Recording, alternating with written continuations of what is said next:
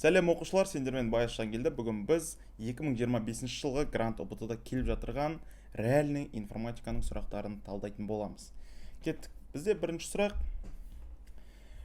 бір мекемеде бөлмедегі желі қалай аталады дейді. Біз әдетте білеміз, біздің информатикамызда 5 түрлі желі бар. Мына жерге сендерге сақтап әкеліп қойдым, қандай желінің түрлері бар екен. Ол бізде баспада екі түрлі беріледі, яғни бір баспамызда дербес желілер, жергілікті желілер деп атаумен ғана берілетін болса, екінші баспамызда PAN, LAN, бір немесе бірнеше көрші ғимараттарды қосатын, бұл бізде CAN, яғни кампустық желі.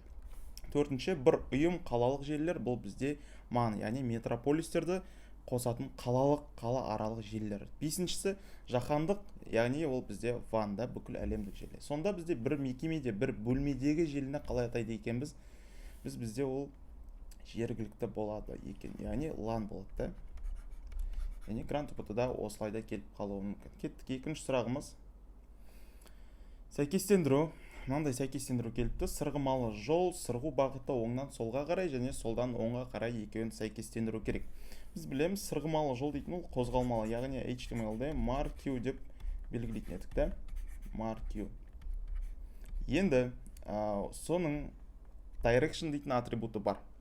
Яғни direction деген ол бізде бағыт деген мағынаны білдіреді екен. Бағыт left деп белгілейтін болсақ, солға қарай қозғалады, right десек оңға, top десек жоғарыға, bottom десек астына қозғалады.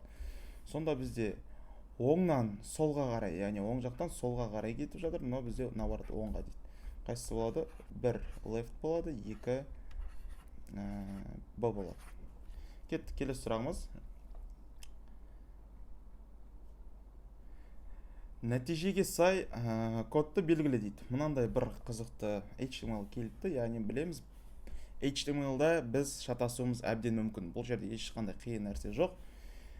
Так, мынаны қараймыз. Екінші веб бет деп тұр, яғни жасыл асты сызылған. Но бізде қызыл қалыңдатылған екеуі, кстати, екеуі де b болады, немесе strong, білесіңдер. Strong. Мынау бізде қиғаштатылған I немесе EM. Мынау бізде жасыл асты сызылған U болады, немесе екінші тайга ол бізде ins. Яғни осыны тауып осылайынан белгілейміз. Мына жақта қараймыз, аны қарайық. Асты сызылған дейді. Біріншісінің асты сызылып тұр, яғни b бар. Бұл да дұрыс. Екіншісі де қалыңдатылған. Үшіншісі I. Түсі көкті, міне соңғысының түсі жасыл, және асты сызылған. Ол да дұрыс болып тұр. Так, қызыл, жасыл A бізде әзірге келеді. Бұның қатесін көрейік. Бұда бізде жасыл асты сызылған, қараңдар, қиғаш деп қойған. Мына жерде бізде қиғаш емес, яғни b жауабы болмайды. Так, с жауабында қай жерінде қате?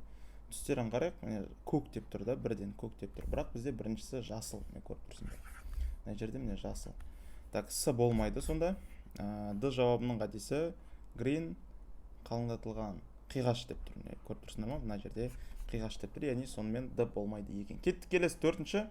Екі кестені дұрыс біріктіретін SQL сұранысы. Жалпы дұрыс біріктіру дейтін ол бізде join тақырыбы екен білеміз, MySQL join тақырыбы. Join. Так, select students баған жазылады. Қай кестені қосамыз? 10, яғни екі баған арқылы кілттерін сәйкестендіріп қосамыз деп тұр. Так, әзірге дұрыс сияқты, қалдырып кетейік. Select students. Мына жерде барлығында дұрыс. Мына жерде қараймыз. Students groups, яғни кестелердің аты students пен groups болады. Кестені қосамыз students, бірақ мына жақта groups деп тұрмыз ғой. Мына жерде s жоқ, яғни бізде a бола алмайды. Students дегенде s-ті ұмытып кеткен, b болмайды. S groups, students groups, міне с жауап дұрыс екен. Так, д жауабы ше. Students groups, student. Мына жерінде сыны ұмытып кеткен. Яғни мына бола алмайды. Кеттік, келесі. Бесінші сұрағымыз біздің контекст. Мынандай бір контекст бар екен. Қараймыз. Әрине бұның сұрағы маған жетпеді, өкінішке орай, оқушы ұмытып қалған. Так, мынандай сұрақтары болды дейді тек қана. 4 жолға керек мәндер, 4-ші жолға. Яғни мына жерге қандай мәндер керек дейді. Так, мына жерге бізде қандай мәндер керек? Бір сан енгіземіз, is prime'ның мәні true, бір цикл орындалады және тексереміз. Енгізген мәнімізді мына n-ді i-ға бөлген кезде бір мән болатын болса, яғни жұптыққа немесе тақтыққа тексеріп жатыр бұл жерде. Егер жұп немесе тақ болатын болса, is праймның мәні өзгеру керек. Мына жерде true болса, онда false болып өзгеру керек, да? False болып өзгеру керек. Қай кезде false болып өзгеру керек? Так, міне, мына қараңдар. Жай сан немесе құрама сан. Жалпы жай сан деген қандай сан, оны білетін шығарсыңдар математикадан. Ол бізде өзінен дейінгі ешқандай санға бөлінбейді. Яғни тек қана бірге бөлінеді және n өзіне ғана бөлінетін болса. Арасындағы мына аралықтағы бір санға хотя бөлінетін болса, ол онда бізде жай сан болмай қалады. Яғни енгізген n санымыз өзіне дейінгі i санның біреуіне бөлініп қалса, яғни пайызбен бөлгенде қалдығы 0 болса, ол бөлінеді деген сөз. Бөлініп қалса, онда оны is праймның мәнін false қыламыз. Яғни ол уже жай сан емес. Сонда цикл аяқталады, false орындалады. Бір рет орындалған кезде бір үзіп тастаймыз. Не себептен? Себебі мысалға алтын алайықшы. Алтыны бірінші бірге бөліп керек емес, барлық сан бірге бөлінеді. Бірінші сондықтан 2-ге бөлеміз. 2-ден басталу керек және n өзіне дейін 6 болса 5-ге дейін бөліну керек қой. Сонда 3, 4, 5 дейтін сандарға бөлу керек біз, дұрыс па? Осы үшеуіне бөлінбесе, ол онда не болып саналады? Жай сан болып саналады. Так, енді мынау бізде бірінші i-дің мәні 3 болады да, мына жерге n пайыз 3 тең 0 деп аламыз. Яғни осылай алатын болсақ, бізде не істейді? Бөлініп кетеді ол. True орындалады да, is prime тоже орындалады, оның мәні не болып кетеді? False болып, break орындалып, осы жерден цикл үзіліп тоқтап қалады екен. Тоқтап қалады. Енді is prime'ның мәні бізде false. Не себептен? Себебі 6 уже бір санға бөлініп қойды. Түсінікті ғой да? Егер is prime просто жазылатын болса, онда ол true деп тексереді компьютер автомат түрде. Is prime true болса, жай сан деп шығады. Бізде is prime'ның мәні false қой. Яғни мынау бізде орындалмай қалады. Сонда else орындалып кетеді да, экранға құрама сан деп шығады. Так, біз разбор жасап тастадық, талдап тастадық та. 4-ші жолға керек мәндер қандай болды?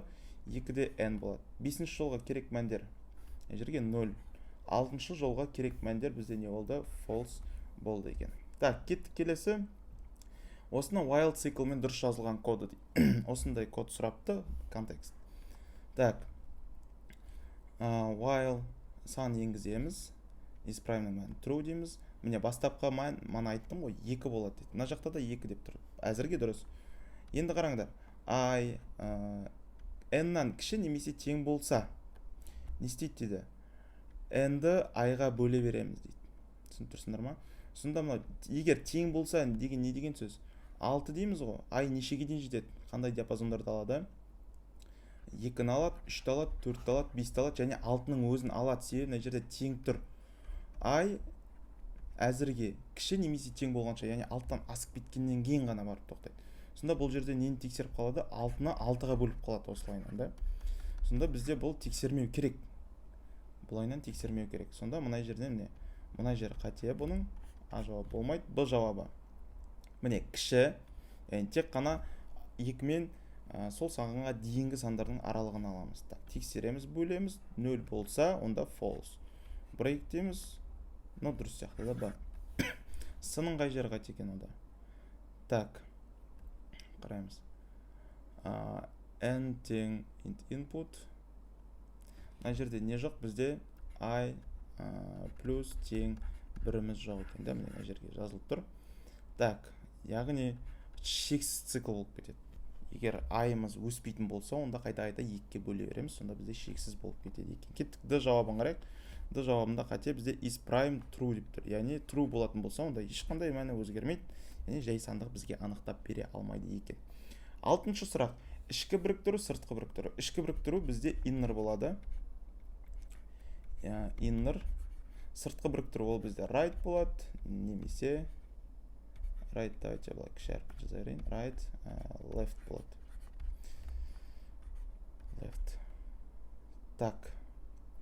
Left-та қате жазған қалай кетті. Select, міне inner бұл бізде ішкі біріктіру болып саналады. Негізінде сыртқы біріктіруді outer деп аталады. Outer дегенде бар. Кеттік келесі бізде outer жоқ, не left.